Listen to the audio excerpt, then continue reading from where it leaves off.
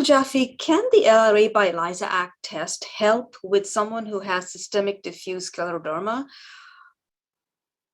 Well, scleroderma is an autoimmune condition, and autoimmune conditions in general respond very well to our approach to restoring immune tolerance, to improving immune defense and repair functions, to getting hormonal and neurochemical balance, restorative sleep, digestive competence, all woven together.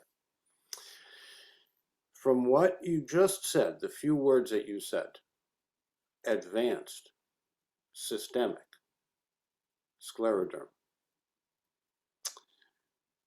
Dr. Lilia Tallarico was one of the first physicians in the United States who identified how fragile people are when they have the diffuse form.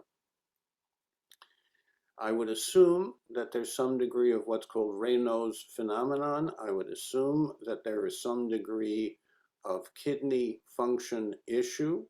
I would assume that every organ in the body will probably one way or another deserve to be scanned to see how it is itself responding to this systemic condition. And my suggestion is to follow the doable.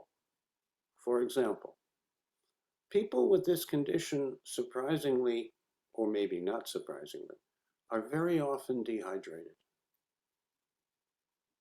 So not only starting every meal with something wet and warm and having hydration in between with mineral-rich, hard beverages, I didn't mean alcoholic, I meant mineral-rich beverages or broths, and simplifying your diet. We recommend the LRA by ELISA Act to help guide specifically what is most important to substitute, but I can tell you that the foods commonly eaten by people with this condition are hard to digest and often contaminated with hormone disruptor chemicals and a variety of other what we call anti-nutrients, which is what these people need not. They need more of the good proactive nutrients. They need less of the anti-nutrients that are pro-oxidative and basically use up the good antioxidants, buffering minerals, essential cofactors, and the like. So what does that mean in practice? I would recommend our liquid nutrient plan 1 or 2 days a week. This is easy to swallow, nutrient dense, easy to digest, improve your microbiome and the diversity of the microbiome so that it can talk through the vagus highway between the gut nervous system and the central nervous system.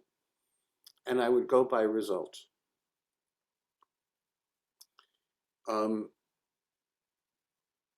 Scleroderma comes on rather slowly for a certain period of time, and then it gets to be more advanced. And when it's more advanced, from my point of view, there is a profound need to evoke healing responses, however that can be done for the individual, recognizing that it is not the fault of the person with the condition.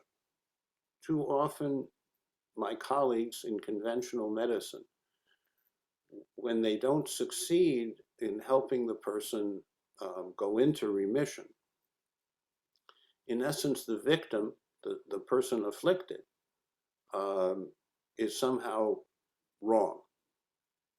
That is not my experience.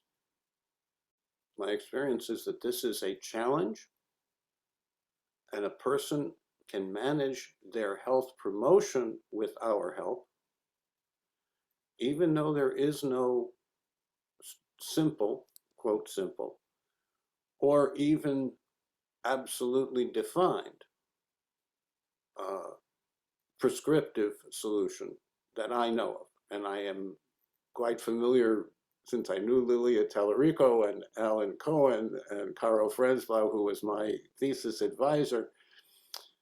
In this area, we have to be very respectful of the stage of the condition and managing the outcome for the best possible quality of life for each individual.